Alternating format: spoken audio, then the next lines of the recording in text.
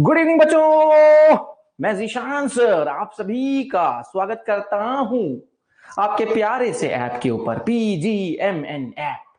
बच्चों आज हम पढ़ रहे हैं एसी सर्किट्स। तो एसी सर्किट्स बड़ा ही प्यारा, सुंदर, सुशील है ना चैप्टर है। और इस चैप्टर की अच्छी बात यह है, नन्हे मुन्ने से थोड़े बहुत फॉर्मूला है, बस थोड़े बहुत फॉर्मूला है और फॉर्मूला ज्यादा नहीं है। गिन चुन के 4-5 ही फॉर्मूला है, 4-5 ही फॉर्मूला है और वही 4-5 फॉर्मूला में पूरी कहानी घूमती है इस चैप्टर की। तो बिना समय गवाए चलिए जल्दी से फॉर्मूला शुरू करते हैं। मैं चाहूंगा कि आप अपने स्टेट बोर्ड की टेक्स्ट बुक भी निकाल लो, पेज नंबर 288, पेज नंबर 288 है ना,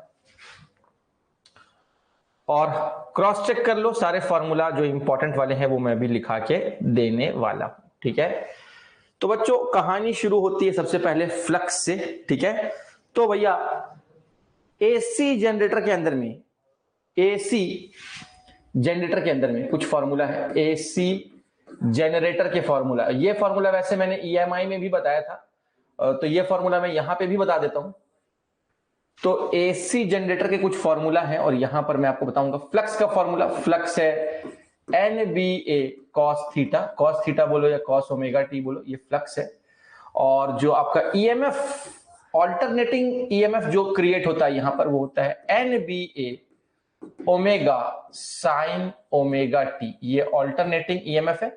इसको ऐसा लिखो, ऑल्टरनेटिंग EMF ऐसा लिखो, या इसको E is equal to E naught sine omega T पण लिहू शकतो तुम्ही।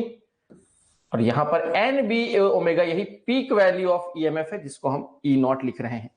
यहां पर बच्चों मैं आपको बताना चाहूंगा कि जो हमारा पीक वैल्यू ऑफ करंट होता है वो peak value of EMF upon impedance होता है। ठीक है, तो जो भी इंपीडेंस हो वो डिपेंड करता है सर्किट कैसी है, सर्किट के हिसाब से हम इंपीडेंस को यहां पे पुट कर सकते हैं, तो हमको पीक वैल्यू ऑफ EMF यहां पर मिल जाएगा। एक और बेसिक बात आपको पता होनी चाहिए कि जो ओमेगा होता है, हर बार की तरह ओमेगा हमारा 2πf लिखा जा सकता है या 2π/T हमारा लिखा जा सकता है। F क्या है? Frequency of alternating current. F हमारा क्या है? F हमारा है frequency of alternating current, frequency of alternating current. ठीक है, इसके बाद बच्चों हम शुरू करते हैं यहां पर average value of alternating current, नंबर 5 लिख रहा हूं। तो देखिए जो average value of alternating current होता है वो 2/π into peak value of alternating current होता है। इसको ऐसा लिख सकते हो, या 0.637 इंटू आई नॉट, ऐसा लिख सकते हो। ये average value of alternating current, ये करंट के फॉर्म में लिखा है, इसी को हम EMF के फॉर्म में भी लिख सकते हैं। एवरेज EMF जो है वो 2/π पीक EMF हो जाएगा, यानी 0.637 इंटू पीक EMF हो जाएगा।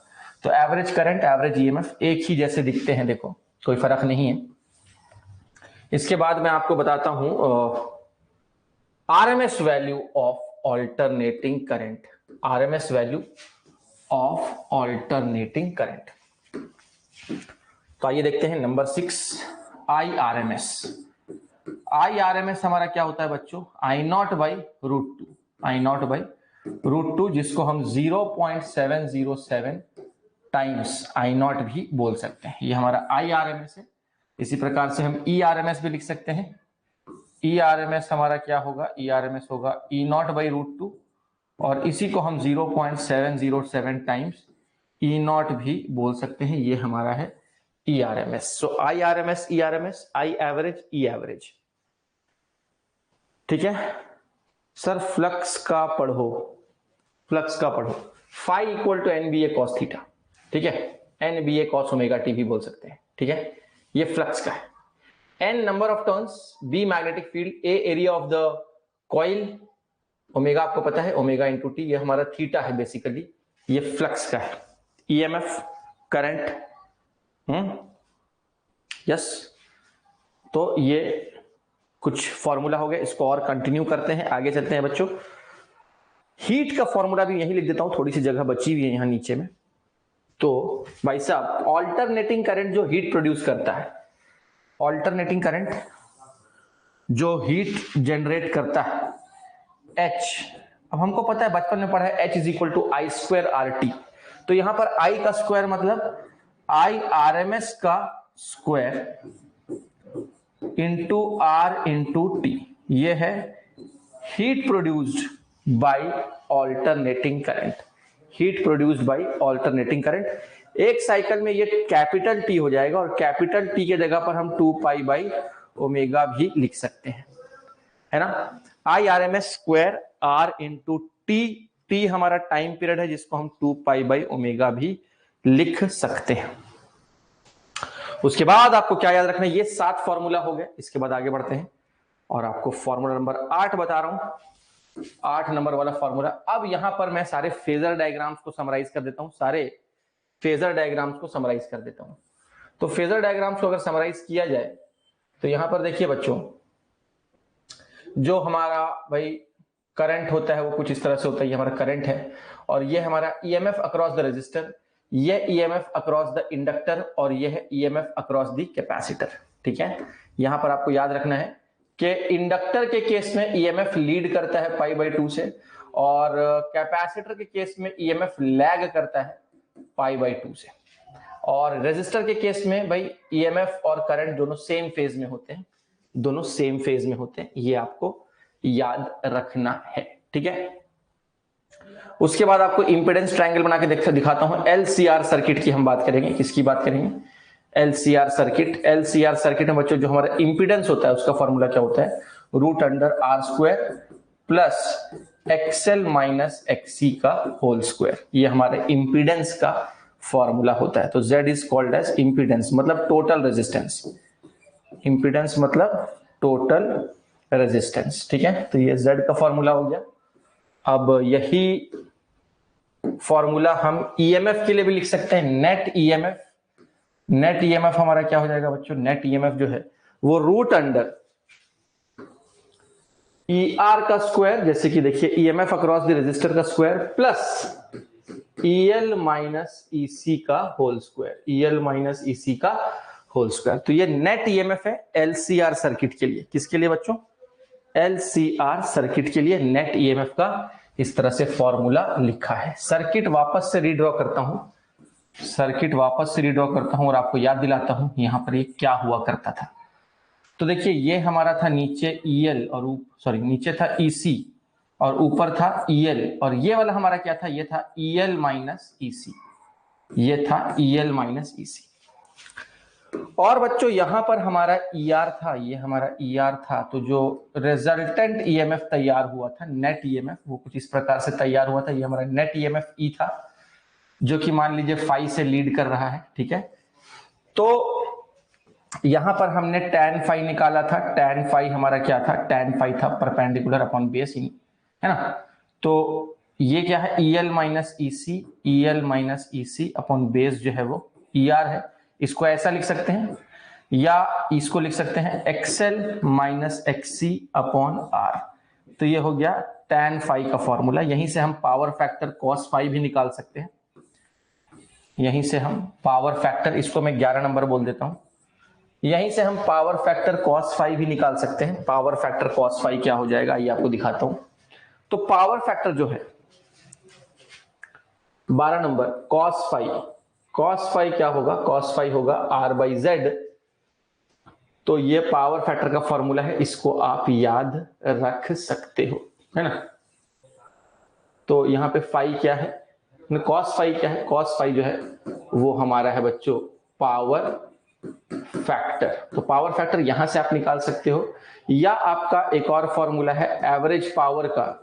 तो एवरेज पावर हमारा क्या होता है, ERMS IRMS into cos phi, ERMS IRMS into cos phi. Cos phi हमारा पावर फैक्टर होता है, ठीक है।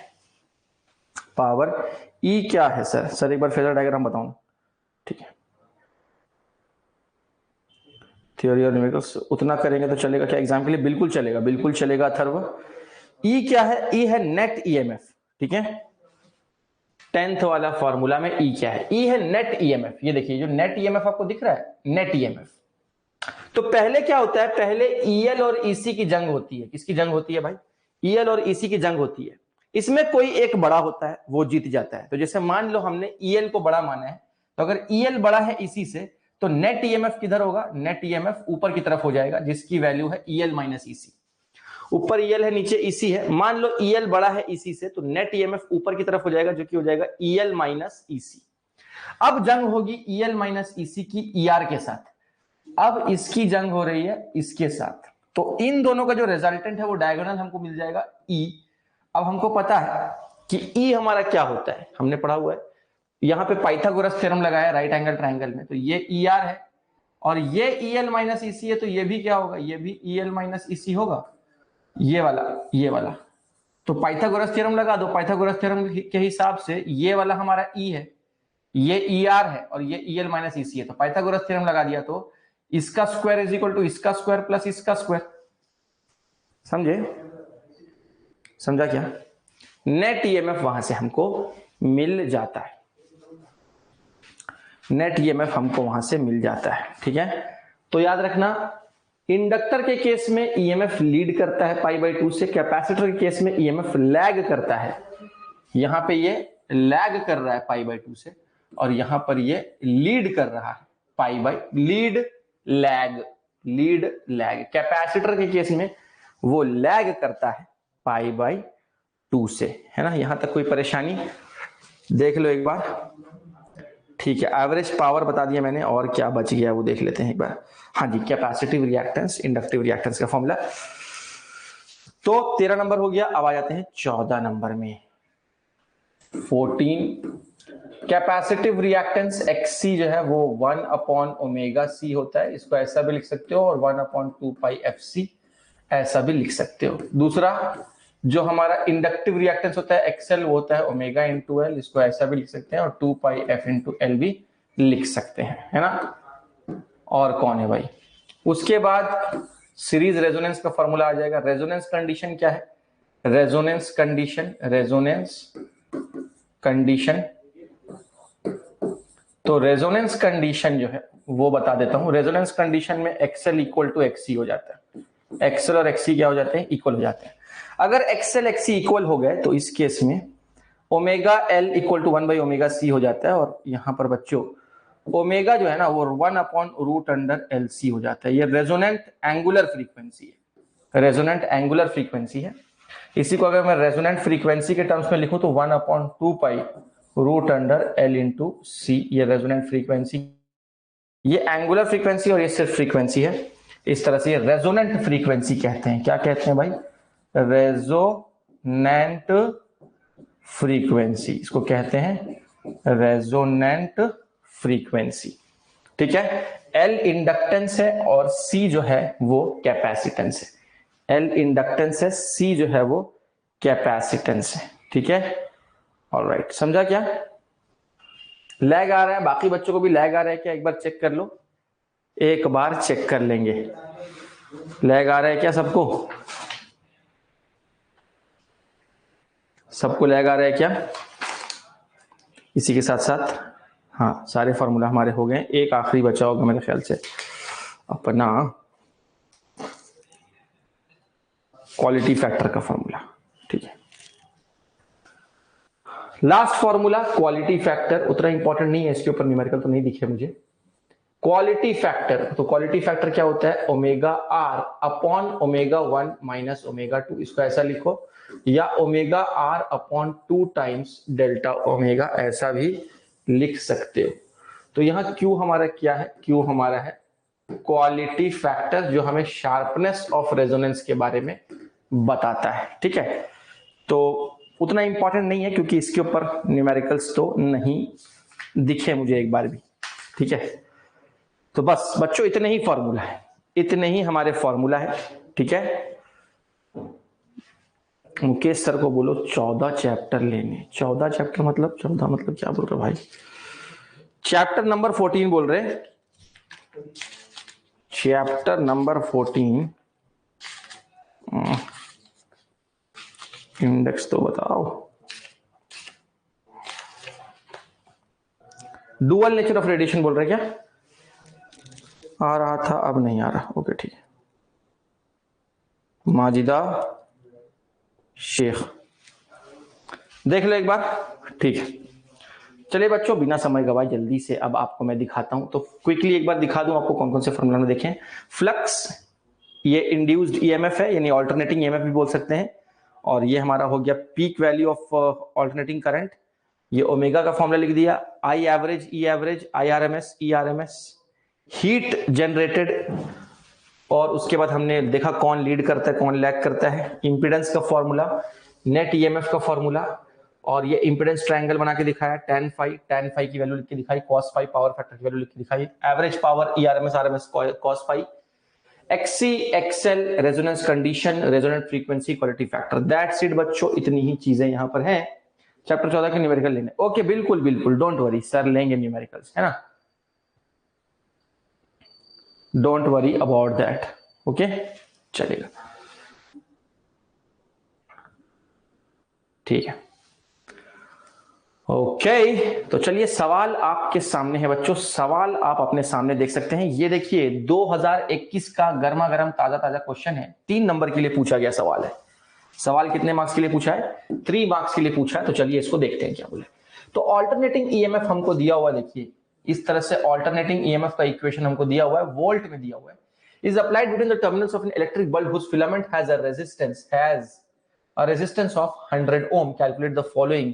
आरएमएस करंट निकालिए, फ्रीक्वेंसी निकालिए, टाइम पीरियड मतलब टाइम पीरियड, पीरियड मतलब टाइम पीरियड निकालिए एसी सिग्नल का। ठीक है, बहुत अच्छी बात है, ठीक है। अच्छा, तो अब चलिए फटाफट यहां पर जो भी उसने बोला है वो हम निकाल के बताते हैं, ठीक है। तो भाई यहां पर आरएमएस करंट निकालते हैं पहले। तो आरएमएस करंट है ना, तो मैं पहले लिख देता हूं। ई क्या दिया हुआ है? ई हमको दिया हुआ है 200 साइन 314.2 टी। यस, इतना वोल्ट हमको दिया हुआ है। और हमको रेजिस्टेंस दिया हुआ है, रेजिस्टेंस कितना दिया हुआ है? 100 ओम दिया हुआ है, ये रेजिस्टेंस हमको दिया हुआ है, ठीक है। इलेक्ट्रिक बल्ब के अक्रॉस लगाया है, मतलब एसी को किसके अक्रॉस लगाया है? ये इलेक्ट्रिक बल्ब है, इलेक्ट्रिक बल्ब के अक्रॉस एसी को कनेक्ट किया है, यानी ये प्योरली रेजिस्टिव सर्किट है। ये कैसे सर्किट है बच्चों? प्योरली रेजिस्टिव सर्किट है, ठीक है, प्योरली रेजिस्टिव सर्किट है, ठीक है। तो अगर मैं इसको कंपेयर करूं इस इक्वेशन से, E is equal to E naught sine omega T, इससे कंपेयर करूं तो ओमेगा के जगह पर ये है और ई नॉट के जगह पर 200 है। यस सर नो, इससे कंपेयर कर सकते हैं इसको। तो कंपेयर करने के बाद भाई हम क्या लिख सकते हैं? आरएमएस करंट हमें निकालना है, तो पहले मैं बात कर रहा हूं आई आरएमएस का। तो आई आरएमएस क्या होगा? आई आरएमएस होगा बच्चों I naught by √2। Yes sir no, I naught by √2। तो अभी हमको तो पहले आई नॉट चाहिए होगा, तो हमको पता है कि ऑल्सो आई आरएमएस लिखता हूं, आई आरएमएस आई नॉट क्या होता है बच्चों? हमको पता है आई नॉट जो होता है वो होता है ई नॉट बाई आर। आपको याद होगा V is equal to I R होता है। देखिए ओम्स लॉ से ऐसा लिख सकते हैं, E naught is equal to I naught into R, V is equal to IR, E naught is equal to I naught into R. Peak value of EMF is peak value of current into resistance. तो यहां से I naught क्या हो जाएगा? E naught by R। तो I naught की जगह पर E naught by R, ये देखिए I naught की जगह पर E naught by R, और नीचे हमारा क्या है? नीचे हमारा √2 है। बस अब यहाँ वैल्यूज पुट करनी है, थोड़ा अच्छे से लिख लेते हैं। E naught upon R √2 values put करते हैं। E naught कितना है भाई? E naught है 200 वोल्ट, तो E naught की जगह पर 200 पुट कर दीजिए, तो ये 200 हो जाएगा। रेजिस्टेंस नीचे पुट करते हैं, रेजिस्टेंस कितना है? 100 ओम, 100 पुट कर दिया और नीचे √2 पुट कर दिया। ये देखिए 0 और 0 कट जाएगा, 2/√2 और इसको रैशनलाइज कर दो, इसको क्या कर दो? रैशनलाइज कर दो। तो √2 इंटू √2 ये 2 हो जाएगा, 2 कट जाएगा, सिंपली क्या बचेगा? 1.414 ये आ गया हमारा। और एम्पियर लिखना मत भूलिए, 1.414 एम्पियर। देख लो, ये समझा क्या? ये समझा क्या? ये अभी हमने निकाला है पहला पार्ट। ये इसका कौन सा पार्ट निकाला है? पहला पार्ट निकाला है बच्चों। चलिए अब इसका दूसरा हिस्सा देखते हैं। दूसरे हिस्से में उसने क्या निकालने बोला, दूसरे से बोला फ्रीक्वेंसी ऑफ एसी सिग्नल। वो फ्रीक्वेंसी कैसे निकाल सकते हैं हम यहां पर देख रहे हैं, देखो ओमेगा जो है वो क्या है 314.2 है ना, यानी 2 पाई एफ जो है ना वो है 314.2 ऐसा दिया हुआ। तो बाबा एफ क्या हो जाएगा, एफ हो जाएगा 314.2 अपॉन 2 इंटू पाई, पाई को 3.142 लिख दें, ये पाई को मैंने क्या लिख दिया इधर लाके 3.142, बहुत ही अच्छी बात है। अब नीचे भी 1000 से मल्टीप्लाई करो, ऊपर भी 1000 से मल्टीप्लाई करो, तो उससे क्या होगा मालूम, अगर मैं ऊपर भी 1000 से मल्टीप्लाई करूं और नीचे भी 1000 से मल्टीप्लाई करूं, डेसिमल 3 प्लेस राइट को शिफ्ट हो जाएगा, तो एफ मेरा क्या बन जाएगा 314.2 है ना। अच्छा ये डेसिमल हटा दो तो एक जीरो यूज हो जाएगा, एक जीरो यूज हो गया और नीचे में तीनों ही जीरो यूज हो गए, तो ये हो गया 3142। तो अब देखिए ये पूरा 3142 पूरा 3142 कट जाएगा, 100/2 हो गया, 100/2 यानी कि 50 हर्ट्स, 100/2 यानी 50 हर्ट्स। देखो बच्चों देखेंगे, समझा क्या? उम्मीद है आपको ये बात समझ में आ गई होगी। तो फ्रीक्वेंसी भी हमने निकाल लिया है, फ्रीक्वेंसी भी हमने निकाल लिया। नेक्स्ट है time period of AC signal. Time period कुछ नहीं, टाइम पीरियड तो हमारा बच्चों कुछ भी नहीं है, यहां मैं बी लिख देता हूं।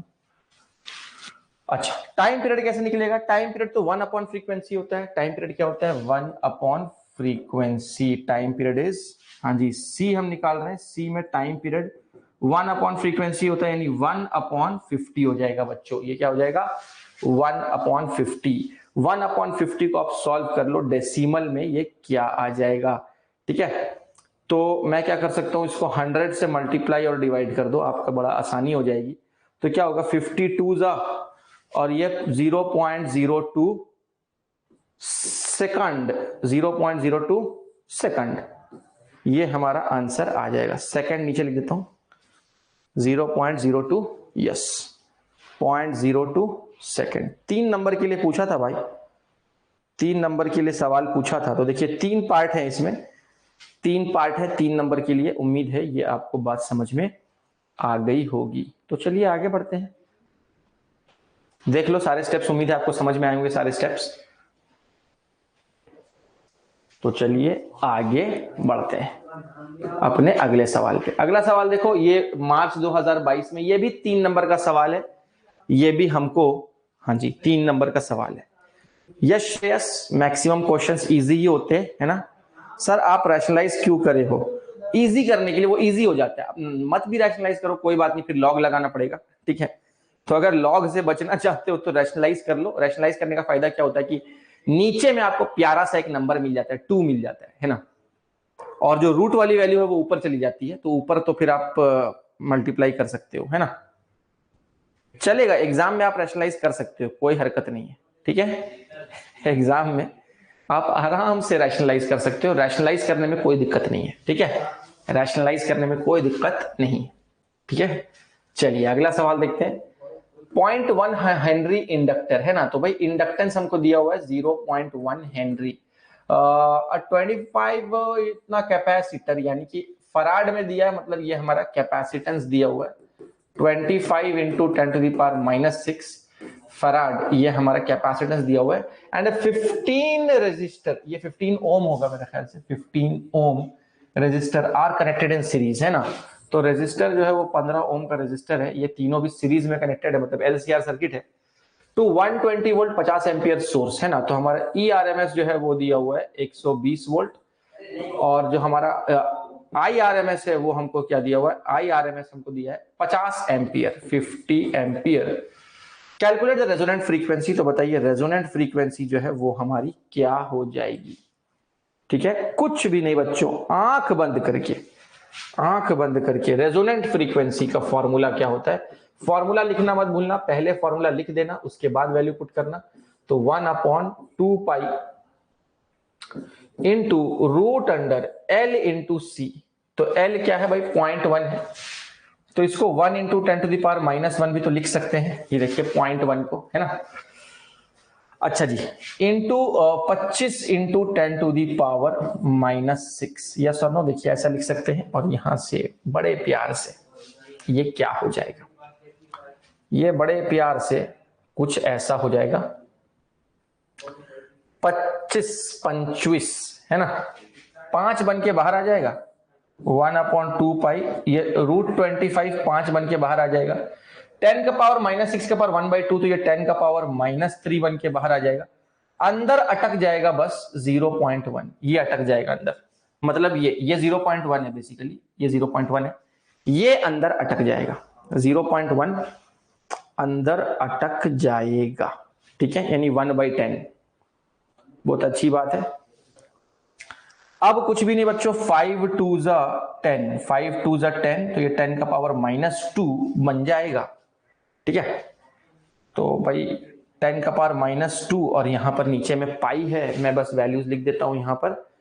तो ये हो जाएगा रेजोनेंट फ्रीक्वेंसी। मेन कैलकुलेशन के ही मार्क्स हैं, ये जो मार्क्स दिख रहे हैं ना, ये मेनली कैलकुलेशन, लॉग वगैरह यूज करना पड़ जाएगा यहां पर। तो मैं वैल्यूज लिख देता हूं, 1/, तो ये हो जाएगा 10 इंटू 10⁻³ इंटू पाई की वैल्यू पुट कर रहा हूं, तो पाई 3.142 ले लो, इंटू √0.1। अब ये सारी चीजें आपको फाइंड आउट करनी पड़ेंगी, तो इसको थोड़ा सा मल्टीप्लाई कर लो, तो ये थोड़ा सा और सिंप्लीफाई हो जाएगा, और इसको ऊपर भेज दो तो वो 100 बन जाएगा। तो रेजोनेंट फ्रीक्वेंसी ऊपर 100 चला गया, क्योंकि ये दोनों मल्टीप्लाई हुए, 10⁻⁻2 आया, ऊपर जाके 10⁻+2 बन गया, यानी 100 बन गया।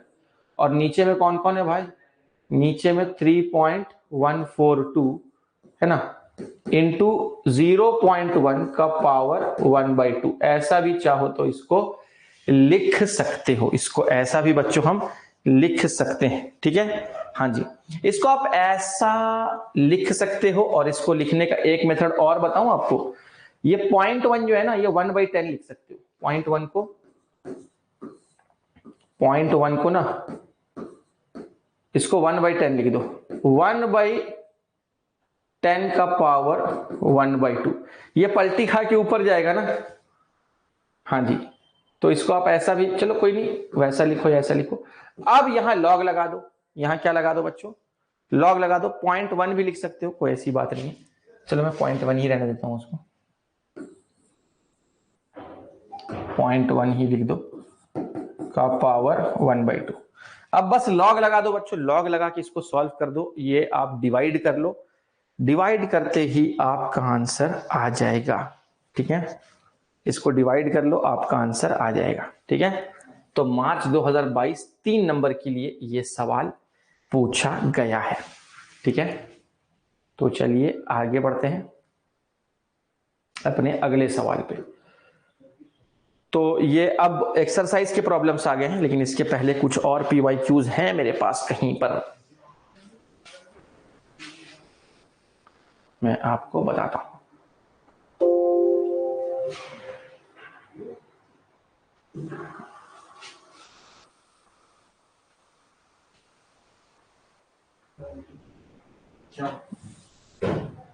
नमस्कार सर। नमस्कार। ये आपकी हाँ, जरा सा सेव कर देना इसको, और एक दूसरी PPT भी है यहाँ पर, कौन सी मैंने भेजा है तुमको, देखो EMI आपने की, भेजा? हाँ EMI की एक PPT।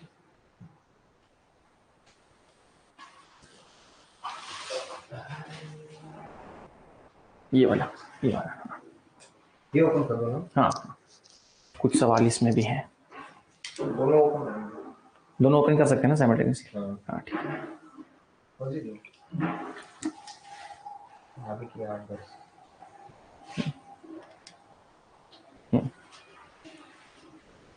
दूसरा यहाँ से क्या करना है? लॉन्ग प्रेस है क्या? एक बार क्लिक किया ना। अच्छा अच्छा, ठीक ठीक, चलेगा, okay okay, thank you thank you.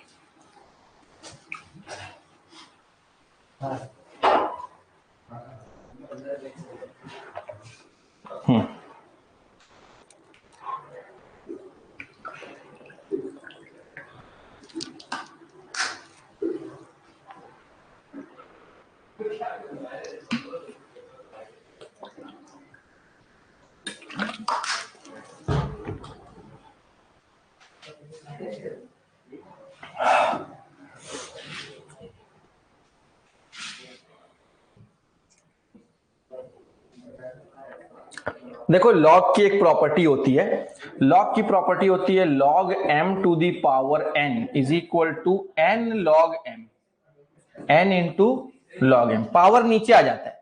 तो इसी प्रॉपर्टी को आप अप्लाई करो, log ऑफ 0.1 का पावर 1/2 है ना, तो ये पावर सामने आ जाएगा और आप ले लो log ऑफ 0.1 ऐसा। अब ये वैल्यू लेके मल्टीप्लाई कर लो, अब इसका तो लॉग ले सकते हो ना। देखो उम्मीद है आपको बात समझ में आ गई होगी, ठीक है, बहुत अच्छी बात, समझ गया। तो ये लॉग की प्रॉपर्टी है, इस लॉग की प्रॉपर्टी को आप ध्यान में रख सकते हो। ज्यादा जानकारी के लिए मुकेश सर ने लेक्चर लिया है लॉग के ऊपर, वो लेक्चर देख लो, आपको सारी बात समझ में आ जाएगी, ठीक है, ओके। अच्छा आहा,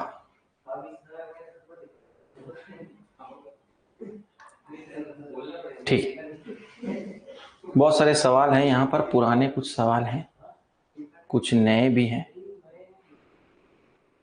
ठीक है, चलेगा बच्चों, ठीक है। ये देखिए 2009 में ये सवाल आया हुआ सवाल है, इसको देख लेते हैं। AC supply of frequency 50 hertz है ना, 50 हर्ट्ज की फ्रीक्वेंसी हमको दी हुई है, ठीक है।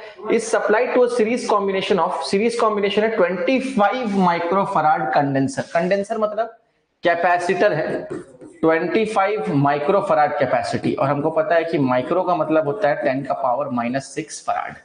0.1 हेनरी इंडक्टर, यानी कि जो इंडक्टेंस है वो 0.1 हेनरी हमको दिया हुआ है, ये इंडक्टेंस है। और हमको क्या दिया हुआ है, एंड 24 ओम रेजिस्टर, यानी रेजिस्टेंस जो है वो हमको 24 ओम दिया हुआ है। और क्या निकालने बोला है, calculate the inductive and capacitive reactance. तो बताइए कि इंडक्टिव रिएक्टेंस क्या होगा, कैपेसिटिव रिएक्टेंस क्या होगा, और क्या बोला है, also find the impedance of the circuit, यानी Z की वैल्यू क्या होगी वो भी हमको फाइंड आउट करके बताइए। तो बच्चों कुछ भी नहीं, बस फॉर्मूला लगाते चले जाओ। तो पहले एक्सएल निकालो, एक्सएल होता है ओमेगा इंटू एल या 2 पाई एफ इंटू एल। तो 2 into pi into F, frequency 50 दी हुई है ना, इंटू एल, तो एल हमारा कितना दिया हुआ है, एल हमको 0.1 दिया हुआ है, ये सारा पुट कर दो। हमको पता है 50 टू 100, 100 को यहां मल्टीप्लाई करोगे तो डेसिमल 2 प्लेस राइट को सरक जाएगा, इंटू 0.1, 0.1 मतलब 1/10, वापस डेसिमल एक प्लेस पीछे सरकेगा, तो ये 31.4 हो जाएगा, इतना क्या ओम, 31.4 ओम, ये इंडक्टिव रिएक्टेंस आ गया। अब निकालते हैं कैपेसिटिव रिएक्टेंस, और कैपेसिटिव रिएक्टेंस के लिए हमको पता है कि XC हमारा क्या होता है 1/ओमेगा C, ओमेगा C बोलो या 2 पाई FC बोलो, बात तो एक ही है। और एक्सरसाइज, हाँ एक्सरसाइज के भी लेंगे, एक्सरसाइज के भी लेंगे, घबराने की बात नहीं है, ठीक है। तो ये हो जाएगा क्या बच्चों, ये हो जाएगा 1/2 पाई FC। तो भाई रख दो 2 इंटू 3.14 इंटू फ्रीक्वेंसी तो 50 है, into capacitance, capacitance 25 into 10 to the power -6 है ना। तो भाई बड़े प्यार से 50 टू 100, 100 इसको 314 बना देगा, तो यह आ जाएगा 1/314, ठीक है। तो और इंटू 25 और 10 के पावर -6 को ऊपर भेज दो, तो ये आ जाएगा 10 का पावर +6, 10 के पावर +6 को हम लिख सकते हैं 100 इंटू 10 टू दी पावर 4 लिख सकते हैं बच्चों, अपॉन 314, और देखिए इंटू 25, तो देखिए 25 1 जा और 25 4 जा, तो ऊपर 4 आ गया, नीचे 314 आ गया। तो इसको आप ऐसा लिख दो, कैपेसिटिव रिएक्टेंस जो है वो आ गया 4 into 10 to the power 4 upon 314। अब ये इसको डिवाइड कर लो, आप इसको डायरेक्ट भी डिवाइड कर सकते हो, लॉग लगा के भी डिवाइड कर सकते हो, और जो भी आपका आंसर आएगा वो यहाँ पर ओम में आ जाएगा, वो किसमें आ जाएगा, ओम में आ जाएगा। एक्सएल आ गया, एक्सी आ गया, अब जेड निकालना है, तो जेड कैसे निकाल सकते हो, जेड के लिए √r² plus XL minus XC का whole square, r² plus XL minus XC का होल स्क्वायर। एक्सएल की वैल्यू आ चुकी है, एक्सी की वैल्यू आ चुकी है, दोनों वैल्यू उठा के यहां पुट कर दो। आर भी हमको दिया हुआ है, रेजिस्टेंस भी हमको 24 ओम दिया हुआ है, रेजिस्टेंस भी यहाँ पे पुट कर दो बच्चों, और उसके बाद सॉल्व कर दो, सिंप्लीफाई कर दो, जेड भी आपको मिल जाएगा ओम में, जेड भी आपको ओहम में मिल जाएगा, ठीक है। उसी प्रकार के यहाँ पे कुछ और सवाल भी हमको देखने को मिल रहे हैं, जैसे कि ये देखिए 2010 में पूछा हुआ सवाल है। इसमें क्या बोला है कि AC voltage of RMS value 1 volt है ना, यानी कि ई आरएमएस हमको दिया हुआ है 1 volt is applied to parallel combination of L C and R and inductance हमको दिया हुआ है 10 मिली हेनरी। 10 मिली का मतलब होता है 10 का पावर -3 हेनरी है ना, ये हमको दिया हुआ है। मिली मतलब 10 का पावर -3। और हमको कैपेसिटेंस कितना दिया हुआ है, कैपेसिटेंस 4 माइक्रोफराड है, 4 माइक्रोफराड। और माइक्रो का मतलब होता है 10 का पावर -6, माइक्रो का मतलब होता है 10 का power -6। Calculate the resonant frequency and current through each branch at resonance. ठीक है, तो रेजोनेंट फ्रीक्वेंसी हम कैसे निकाल सकते हैं? तो आपको रेजोनेंट फ्रीक्वेंसी अगर निकालनी है बच्चों तो बड़े आराम से, रेजोनेंट फ्रीक्वेंसी का फॉर्मूला हमें पता है 1/2 pi root under L into C. ये फॉर्मूला बहुत इंपॉर्टेंट है, बार बार यूज होता है बच्चों। तो यहाँ simply 3.14 root under L into C. तो एल इतना है, इसको सिंप्लीफाई करोगे तो 10 का पावर -2 आ जाएगा।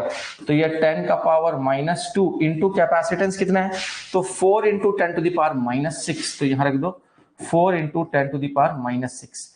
अब देखो 6 और 2 8 है ना, तो 8/2 इज 4। तो यहां पर ये ऐसा आ जाएगा, ये आ जाएगा देखिए 6.28। इन दोनों को मल्टीप्लाई करके लिखा 6.28।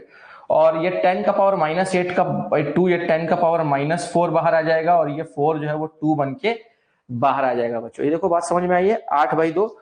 और बस ये काम हो गया हमारा। अब ये ऊपर जाके 10 का पावर +4 बन जाएगा।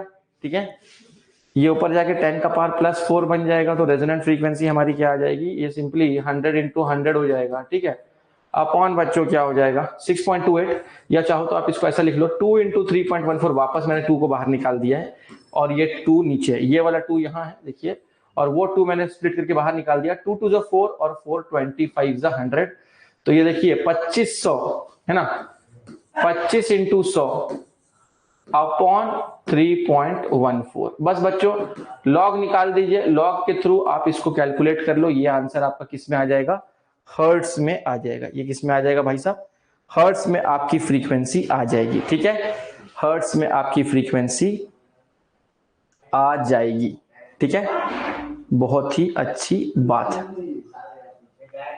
ठीक है, अच्छा अब देखिए यहां पर आपको क्या निकालना है, करंट थ्रू ईच ब्रांच निकालना है। तो हमको ओम्स लॉ लगा सकते हैं। क्या लगा सकते हैं, प्यार से ओम्स लॉ लगा लो। हमको पता है कि भाई I is equal to V/R। तो करंट यहाँ पे L और C है, तो IL क्या होगा, E RMS है ना, V/R है ना। तो I इज V/R।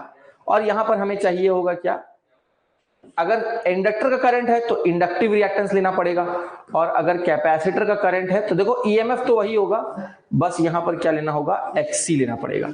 तो XL इक्वल टू ω/L होता है। E RMS हमको 1 दिया हुआ है और XL जो है वो 2πf इंटू L है ना। तो इंटू L ले लो यहां पर। तो सब कुछ हमको दिया हुआ है देखिए, बस सीधा सीधा यहां पर आपको पुट कर देना है। ठीक है, और आपका आंसर आ जाएगा। एट रेजोनेंस बोला है, मतलब एट रेजोनेंस ये रेजोनेंट फ्रीक्वेंसी हो जाएगी। रेजोनेंट फ्रीक्वेंसी जो हमने यहां से निकाली है वही वैल्यू आपको यहां पर पुट करना है। और यहां पर भी आपको दिखा दूं, XC 1/ωc होता है, तो 1/ωc यानी 1/2 पाई F इंटू C। यहाँ पे वैल्यूज पुट कर दो, इसको सॉल्व कर लो, यहाँ पर भी आपका आंसर आ जाएगा। टाइम तो लगेगा प्यार से अभी। हाँ खाना खा के हाँ, खाना खा के आ जाओ आराम से। ठीक है, ठीक है, समझा बच्चों, समझा? ठीक है,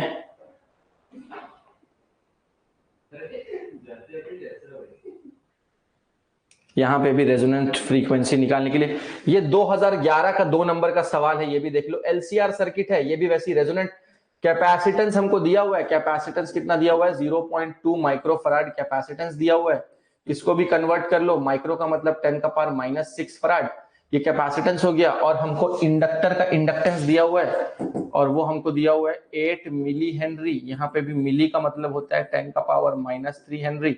और हमसे क्या पूछा है कि find out its resonant frequency. हमको पता है रेजोनेंट फ्रीक्वेंसी होती है 1/2 pi root under L into C।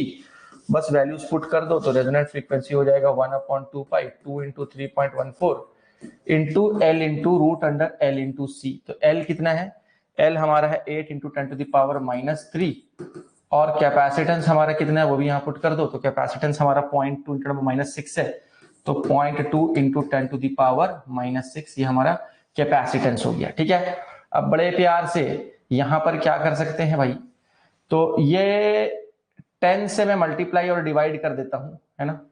तो 10 से अगर मैं मल्टीप्लाई डिवाइड कर दूं, मतलब ये डेसिमल हटाओगे तो नीचे एक 10 आ जाएगा। ठीक है, नीचे 10 आ जाएगा और ये 10 जो है ना वो ऊपर जाके इसको 4 बना देगा, इसको क्या बना देगा, ऊपर जाके -4 बना देगा। 8 टू 16, तो ये कुछ ऐसा हो जाएगा 1/2 इंटू 3.14 और ये हो गया 8 टू 16 और ये 10 का पावर 1 था, ये ऊपर जाके इसको -4 और -6 -10 हो जाएगा। ठीक है, तो 16 4 बन के बाहर आ जाएगा, 16 क्या बन के बाहर आ जाएगा, 4 बन के बाहर आ जाएगा और 10 का पावर -10 डिवाइड बाई 2 कर दो तो 10 का पावर -5 बाहर आ जाएगा। रूट का मतलब क्या होता है, पावर 1/2। रूट का मतलब होता है पावर 1/2। ठीक है, ठीक है, जाओ खाना खा लो, कोई बात नहीं है, लेक्चर तो अभी प्यार से चलता रहेगा, अभी एक्सरसाइज के भी कुछ न्यूमेरिकल्स लेने वाले हैं। ठीक है, खाना वाना खा लो, कोई बात नहीं है, बाद में रिकॉर्डेड देखेगा। अब ये क्या हो जाएगा बच्चों, यहां पर बस इसको प्यार से सॉल्व कर लो, इसको ऊपर भेज दो, है ना, इसको सॉल्व, ये अब तो आ गया, सॉल्व कर लोगे मुझे उम्मीद है। बस इसको हर्ट्ज में, ये हमारी रेजोनेंट फ्रीक्वेंसी यहां पर आ गई है। ठीक है, तो बहुत अच्छी बात है। और भी कुछ सवाल देखते हैं, थोड़ा सा लेटेस्ट वाले देखना चाह रहा हूं मैं। ये 2012 14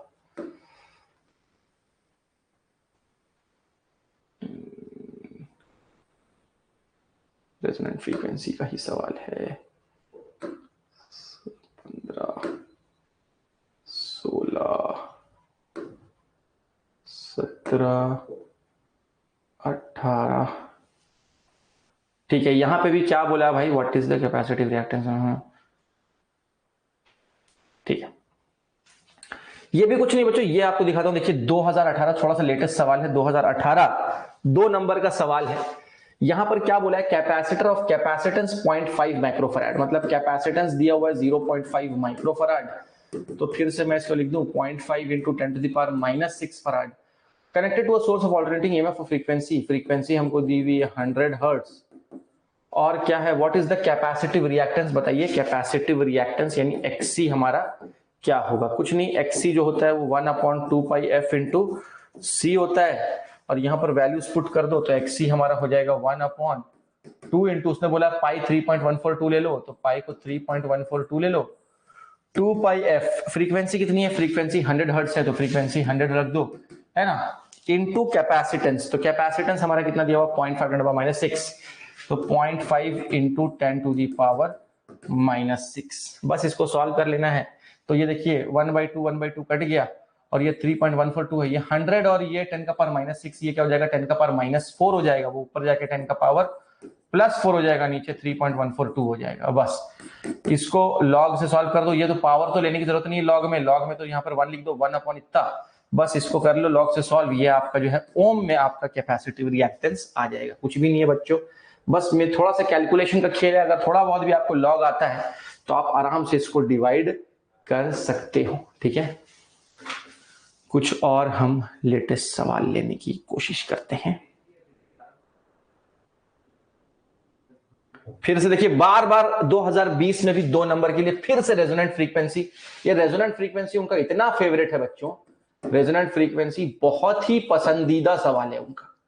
ठीक है, बार बार वही चीज दे रहे हैं आपको, है ना, बार बार वही चीज दे रहे हैं। एल और सी दिया हुआ है, एल 5 दिया हुआ है और सी देखो 5 माइक्रोफैराड दिया हुआ है, माइक्रो मतलब 10 का पावर -6, ये 25, ये 5 बाहर आ जाएगा और यहां से 10 का पावर -3 बाहर आ जाएगा। तो बार बार वही सवाल दे रहे हैं, रेजोनेंट फ्रीक्वेंसी वाला उनको बहुत फेवरेट है, इसको अच्छे से प्रैक्टिस कर लेना। What is the resultant induction, ये तो हमने कर लिया था। ठीक है, खत्म। ठीक है, चलेगा। तो बच्चों लेटेस्ट में जितने भी सवाल है सब उसने रेजोनेंट फ्रीक्वेंसी। ठीक है, अब हम आ रहे हैं एक्सरसाइज में, घबराने की बात नहीं, अब आ जाओ एक्सरसाइज में। ठीक है, तो लेटेस्ट जो भी सवाल थे वो उसने रेजोनेंट फ्रीक्वेंसी के ऊपर ही लिए हुए हैं, ठीक है, चलेगा, बहुत अच्छी बात है। आइए एक्सरसाइज के सवालों पे पढ़िए सवाल। ये एक्सरसाइज का पहला सवाल है बच्चों, if the effective current in a 50 cycle AC circuit is 5 ampere. Effective current मतलब आरएमएस करंट, इफेक्टिव करंट मतलब आईआरएमएस। आईआरएमएस कितना दिया हुआ है, 5 एम्पियर हमको दिया हुआ है, ठीक है। What is the peak value of current, तो बताइए पीक वैल्यू ऑफ करंट हमारा क्या होगा। What is the current 1/600 second after it was 0, ठीक है, वो हमको बताना है। तो भाई what will be the current at t is equal to 1/600 second. यहां पर हमारा इस टाइम पे हमारा करंट क्या होगा वो हमें फाइंड आउट करना है। तो दो चीजें फाइंड आउट करनी है, दोनों बाय स्टेप फाइंड आउट कर लेते हैं। तो पहले तो हमें आई नॉट निकालना है। हमको पता है कि आई आर एम एस जो है ना वो होता है आई नॉट बाई √2। तो आई नॉट क्या हो जाएगा, आई नॉट हो जाएगा √2 into I R M S, √2 into I R M S. तो यहां से आई नॉट क्या हो जाएगा, √2 into I R M S कितना है 5 है, तो √2 इंटू 5 कुछ नहीं, 1.414 रख दो, इंटू 5 कर दो। जब दोनों को मल्टीप्लाई करोगे तो क्या आ जाएगा बच्चों, 7.07 एम्पियर आपका